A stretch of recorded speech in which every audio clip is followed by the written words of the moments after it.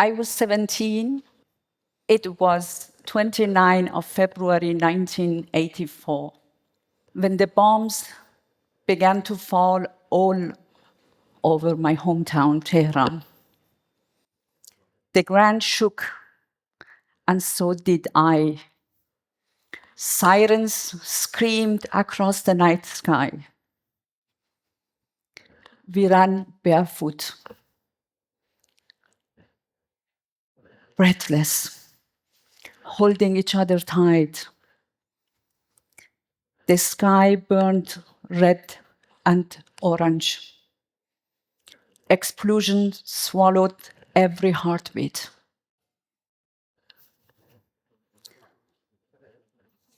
That night, I learned something that shaped the rest of my life. Resilience is not the absence of fear. It is the ultimate decision to move through it. Fear can paralyze you or push you toward freedom. That night, no one slept,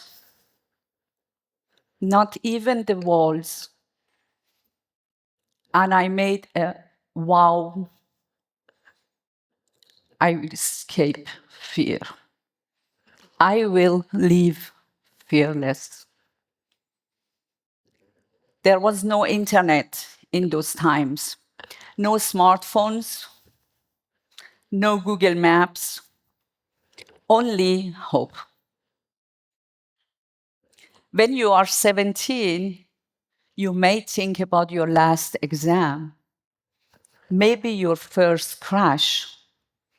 You do not think about escaping a war zone.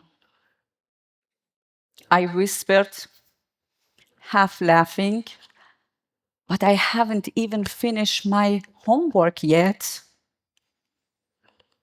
And that was my last teenage thought before I became an adult overnight. Two friends of mine never made it.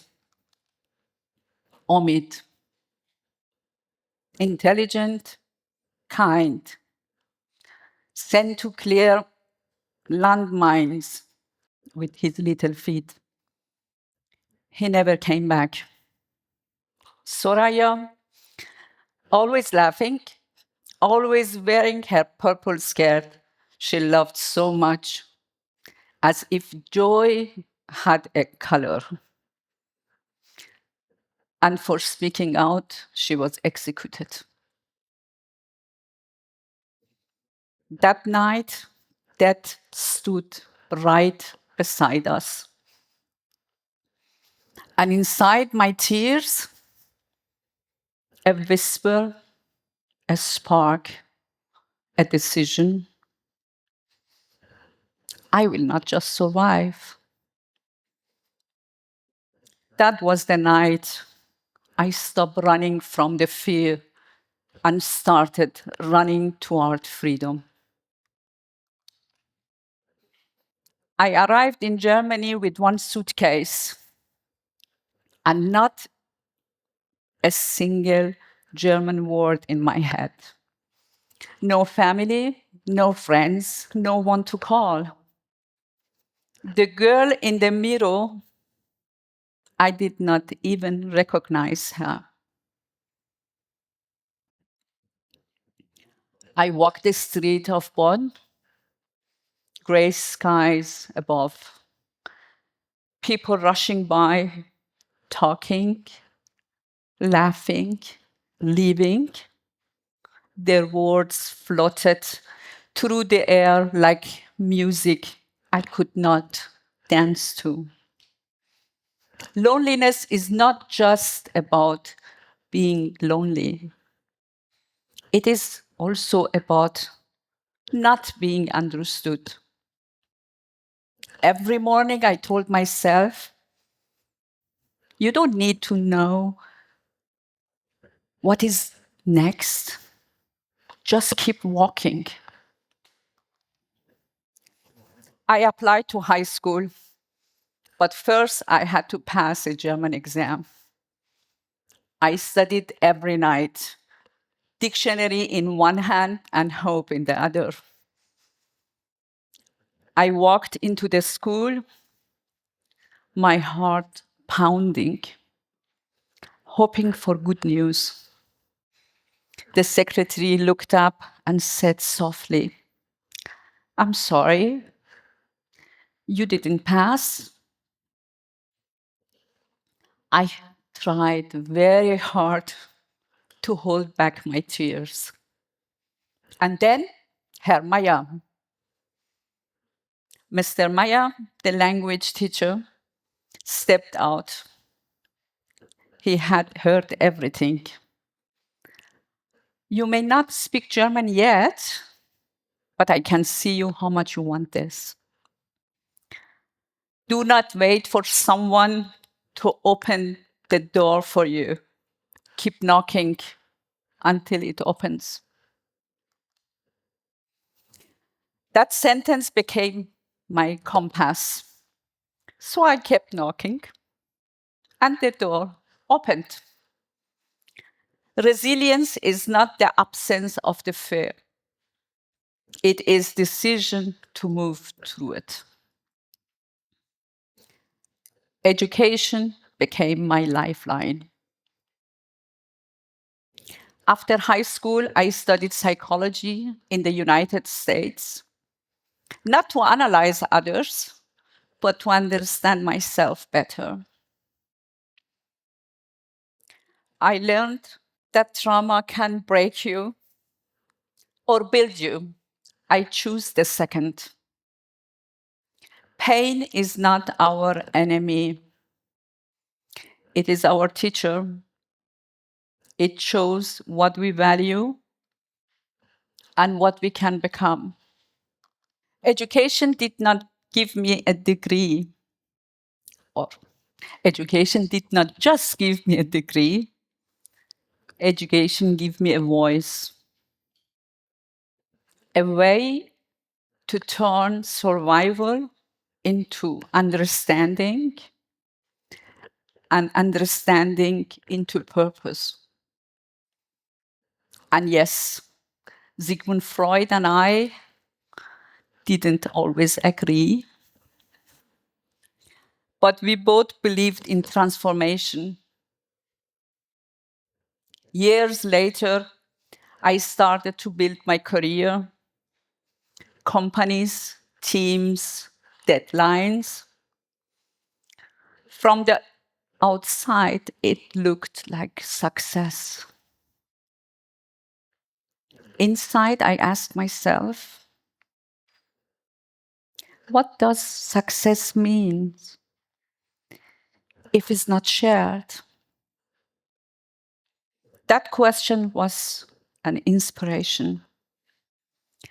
I founded a project called Strong Independent Sisters, SIS, a network helping refugee women rebuild their lives through education and dignity.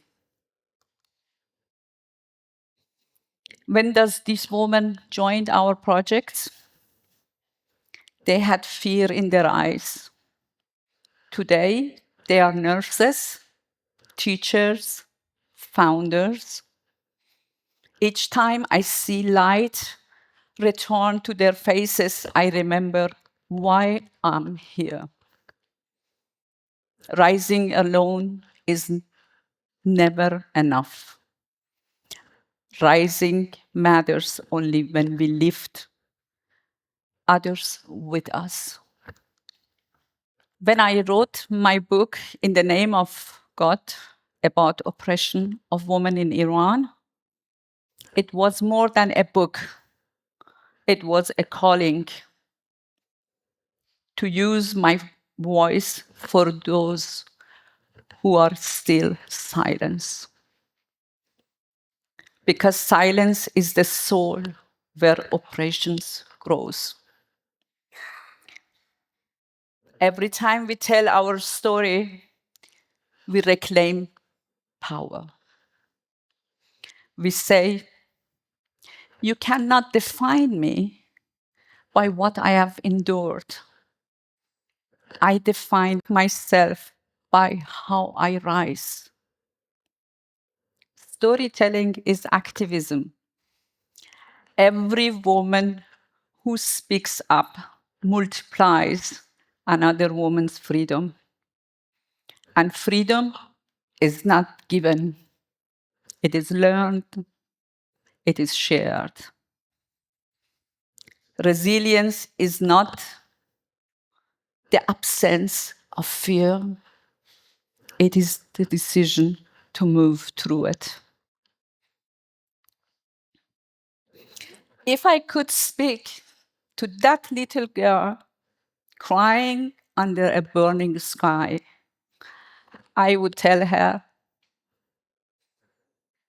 you will make it. You will make it. The fear you feel now will become your fire. The pain you carry will become your purpose, and the silence will turn into a voice that lifts others. To every woman listening, I know how it feels to doubt yourself. I know how it feels to doubt your strength, to feel unseen, to think your story is too small or too broken. It is not. Every time you rise, you give another woman permission to rise. Every time you speak your truth, you light a path for someone still in darkness. You do not need permission to be powerful. You already are. So do not run from your fear. Walk through it. Do not bury your pain. Transform it into purpose. We cannot choose where our story begins, but we can choose how it transforms us.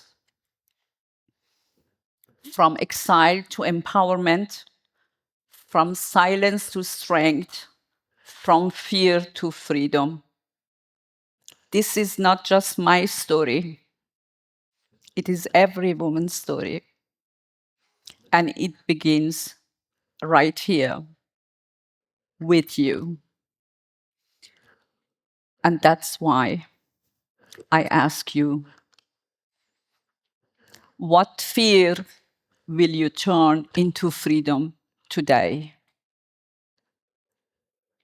Thank you.